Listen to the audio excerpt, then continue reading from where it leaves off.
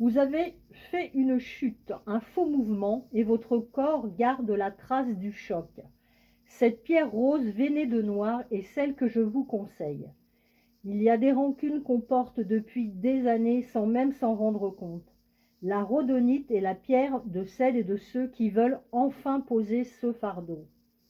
Donc je vous les présente, là j'ai deux spécimens de rhodonite, une rose très peu veinée noire et une rhodonite alors avec énormément de veines noires et très peu de rose. Donc vous avez évidemment toujours différents spécimens.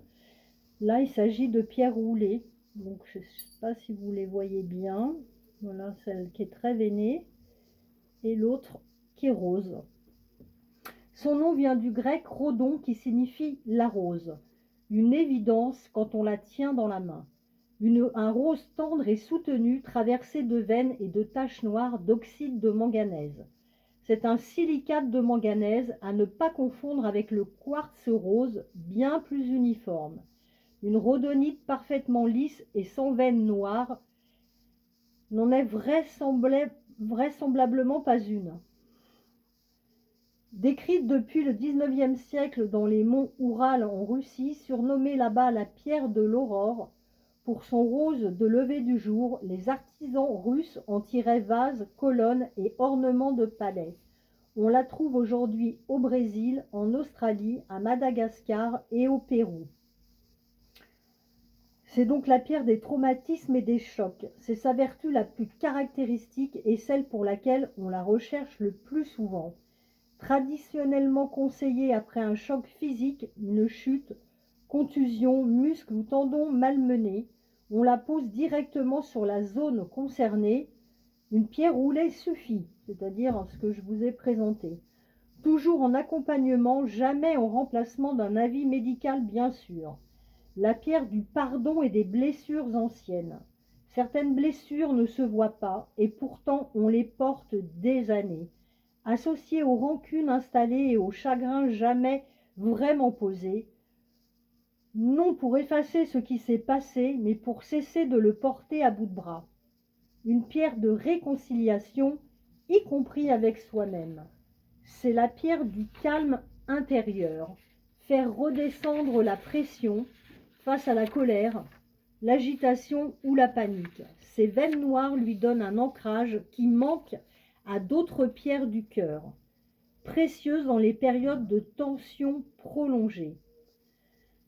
C'est aussi la pierre de la confiance retrouvée. Après une épreuve, on doute souvent de soi. Elle accompagne ce moment délicat, aide à se relever doucement, sans se brusquer, soutient la reconstruction plutôt que la performance.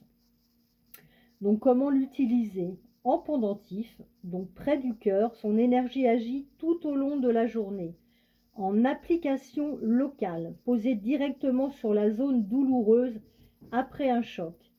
En méditation, tenue dans la main ou posée sur la poitrine en respirant calmement.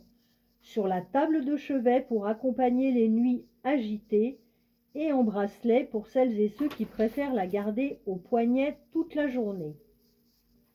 Donc les chakras, le chakra associé, le chakra du cœur, dont le rose est la couleur secondaire, douceur et amour de soi. Sur le chakra racine, apporte par ses veines noires un ancrage et stabilité. Les associations que vous pouvez faire, donc avec le quartz rose, renforce la douceur et l'amour de soi. La tourmaline noire accentue la protection et l'ancrage. L'hématite soutient la récupération physique et la vitalité. Et l'améthyste pour l'apaisement du mental et les nuits difficiles. Comment entretenir cette pierre? Donc vous la passez sous l'eau claire, pas de souci. La purification, moi je conseille toujours à la fumée du Palo Santo en bâton, comme ça. Voilà. Et le rechargement, donc lumière de la lune ou sur une plaque de sélénite ou de sunjite. Attention, évitez le soleil prolongé qui ternit progressivement son rose. Et bien voilà pour la rhodonite. Donc dites-moi en commentaire si vous la connaissez, si vous l'appréciez, si vous l'avez déjà utilisée en cas de choc ou de traumatisme. Et la semaine prochaine, je vous ferai une vidéo sur la sunjite. Voilà, je vous souhaite une excellente semaine et vous dis donc à la semaine prochaine.